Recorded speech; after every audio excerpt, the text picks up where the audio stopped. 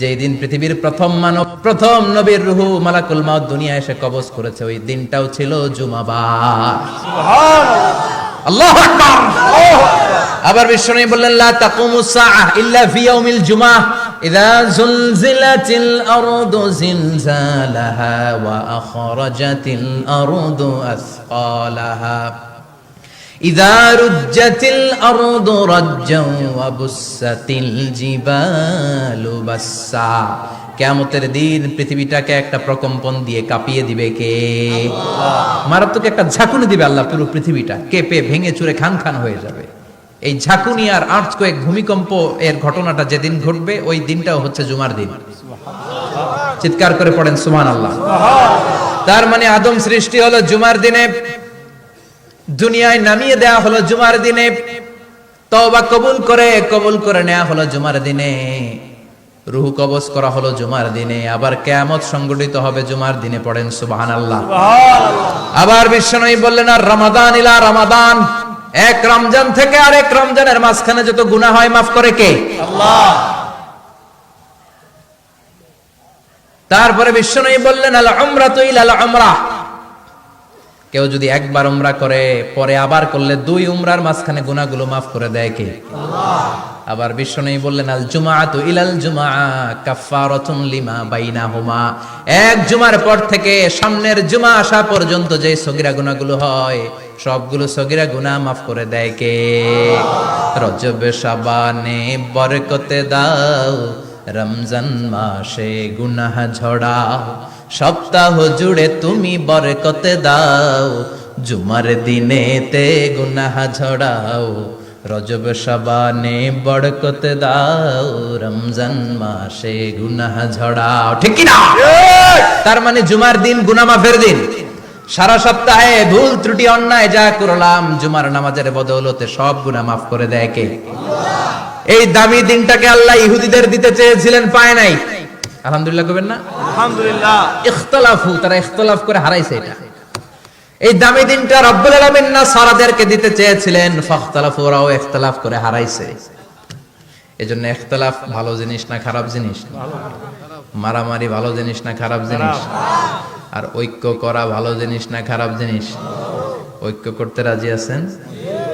ইহুদিদেরকে আল্লাহ দিতে চাইলেন, ইখতিলাফ করে হারাইছে, নাসারারাও হারাইছে।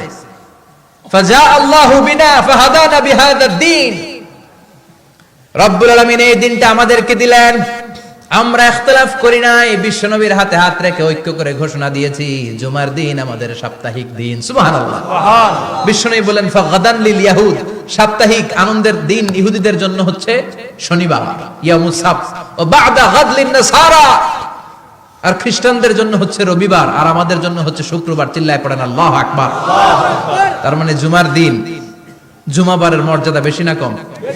চিল্লায় বলেন বেশি না কম? জুমার দিন সকালবেলা ফজরের নামাজের পর থেকে ফেরেশতারা যতগুলো মসজিদে জুমা অনুষ্ঠিত হয় ওই মসজিদে ঢোকার প্রতিটা দরজার মধ্যে দাঁড়িয়ে থাকে।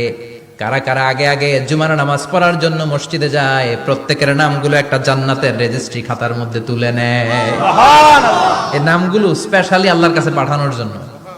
সুবহানাল্লাহ কইবেন না? সুবহানাল্লাহ।